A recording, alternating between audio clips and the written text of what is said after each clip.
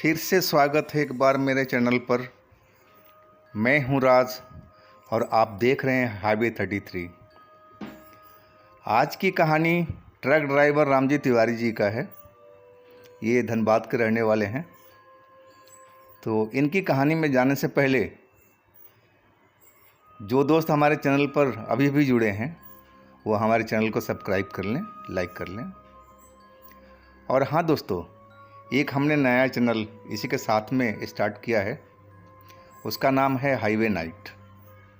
उस पर भी हम अच्छी कहानी दे रहे हैं, तो उस चैनल को भी आप सब्सक्राइब कर लीजिएगा, लाइक कर लीजिएगा। उसका लिंक हमने डिस्क्रिप्शन में नीचे दे दिया हूँ। तो अब चलते हैं कहानी में रामजी तिवारी जी का। दोस्तों, मैं हूँ रामजी तिवारी। मैं एक ट्रक ड्राइवर हूँ और मैं धनबाद से कोयला लोड करके यूपी के बलिया के पास एक ईंट भट्टा पर सप्लाई देना था। उस दिन मेरे साथ में मेरे भाई का बड़ा बेटा अखिलेश था, जो हमारी हेल्प कर रहा था।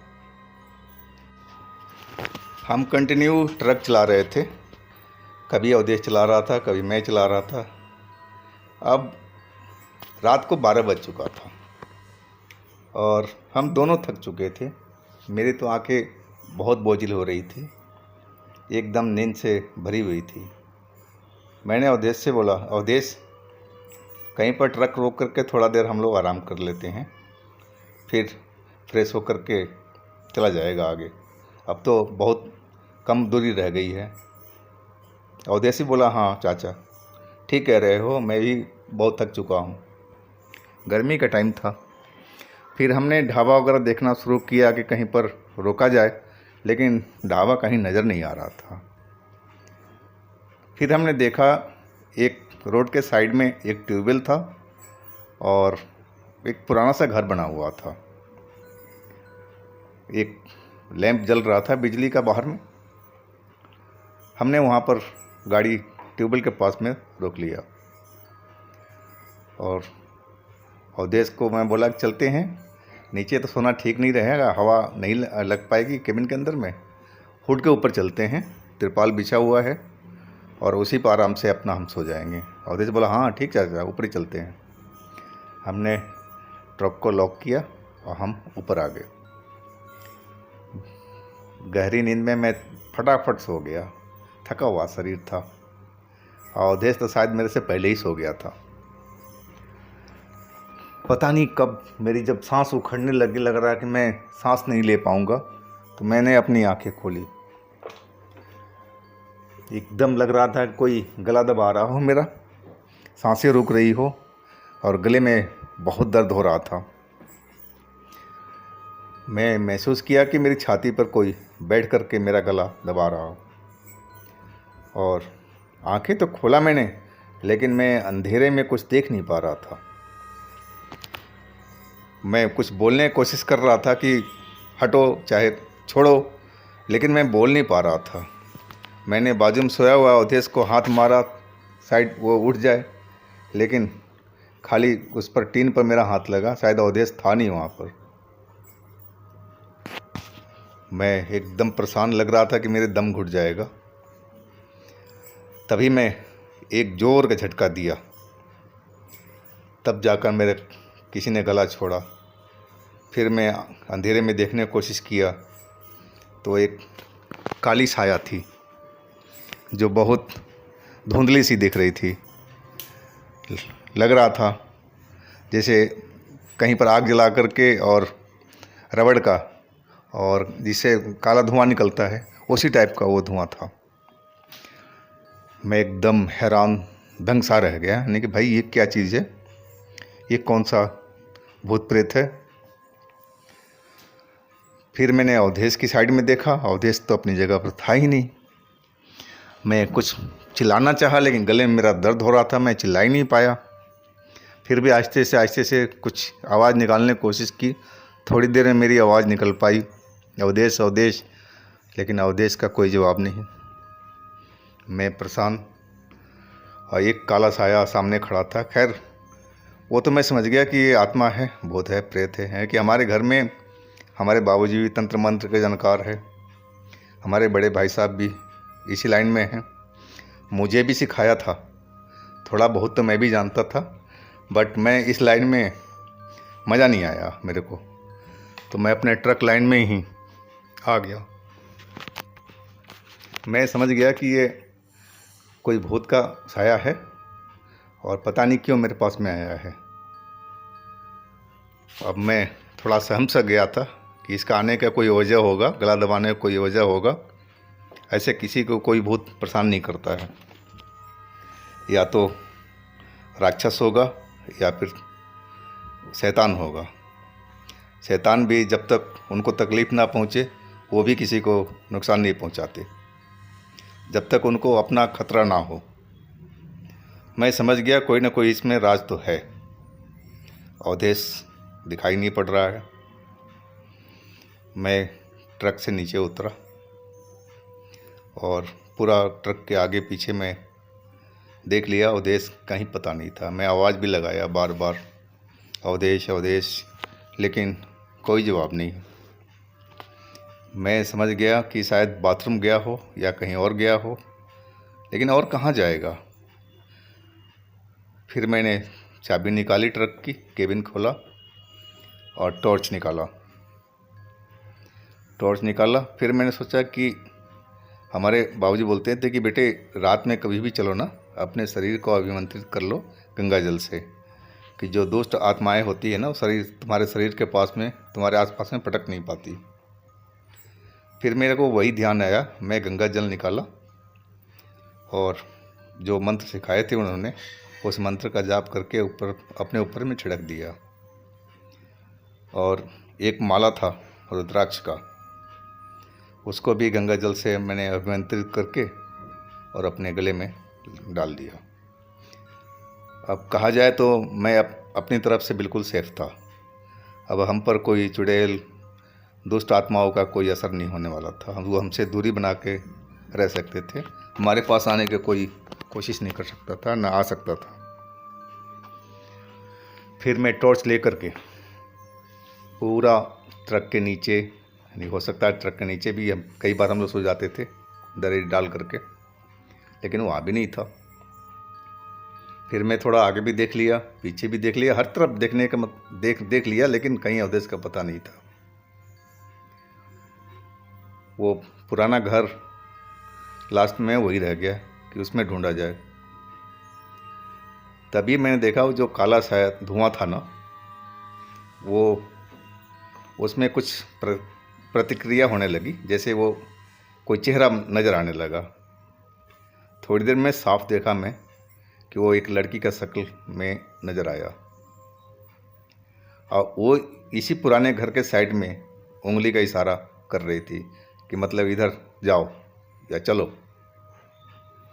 मैं उसका इशारा समझ गया कि शायद अवधेश किसी खतरे में ज़रूर है और ये काला साया शायद हमारी मदद कर रहा है कि क्या कर रहा है, अब तो आगे चल के पता लगेगा। मैं उस घर की तरफ बढ़ा, उस घर के दरवाजे पर गया और रोड के पिछली साइड में दरवाज़ा था उसका, तो देखा उसमें मोटा सा ताला लटका हुआ है और लग रहा था कि वो सालों से कभी खुला नहीं है। दरवाजे पर जाल मकड़ी सब लगे हुए थे और जंग लगा हुआ ताला था, यानी कि मैं तो इसमें समझ गया कि इसमें तो अवधेश का कोई मतलब नहीं है कि अंदर चला जाए। फिर अवधेश कहाँ है? मैं एक खाली बेंच था वहाँ पर, सीमेंट का बना हुआ दरवाजे के सामने में, वहाँ बैठ कर के मैं अपने मन में सोचने लगा कि अब अवधेश को कहाँ ढूंढा जाए। अवधेश होगा तो कहाँ होगा। तभी मैंने देखा वो लड़की जो धुएं में से प्रकट हुई थी, वो फिर एक तरफ को इशारा करने लगी। मैं समझ गया कि वो उस तरफ जाने को कह रही है। मैं उस साइड को चल पड़ा। लड़की आगे आगे चल रही थी और मैं पीछे पीछे। करीब 200-250 मीटर चलने के बाद में एक फुलवारी सा बना हुआ था, अमरूद वगैरह का पेड़ शायद लगे हुए थे उसमें, और भी पेड़ थे, और एक बीच में चबूतरा बना हुआ था और उसमें मचान सा बना हुआ था, जो रखवाली करते हैं शायद उनके लिए था। और मैं टॉर्च की रोशनी उस चबूतरे पर मारी तो मैं देखा कि अवधेश वहीं लेटा हुआ है। और टॉर्च की रोशनी ऊपर किया तो देखा एक लाल साड़ी में औरत खड़ी है और कुछ अपने हाथ में हड्डी का जैसा लेकर के और कुछ गाई जा रही थी, आवाज़ धीमी धीमी आवाज़ में।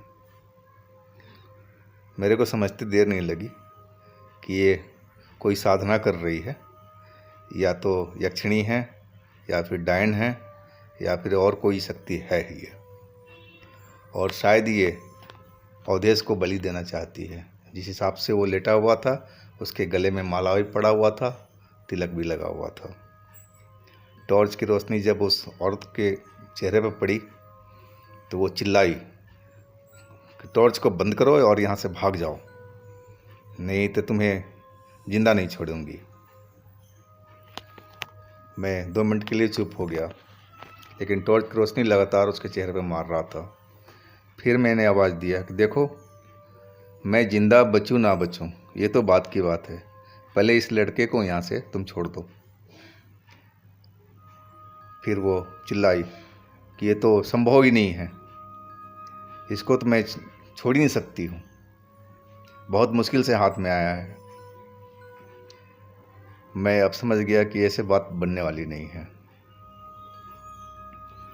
अभी मैं सोच ही रहा था, तब तक वो लाल साड़ी वाली औरत एक माला हमारी तरफ उठा के फेंका।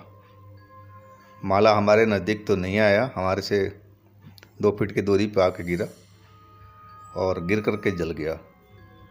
समझ गया कि इसमें जादू भरा माला था ये, अगर हमारे शरीर को टच करता तो नुकसान पहुंचाता। अब मेरे को बहुत गुस्सा आ गया था। मैंने देखा आजू बाजू में नीचे एक पत्थर पड़ा हुआ था, छोटा सा लेकिन सॉलिड था।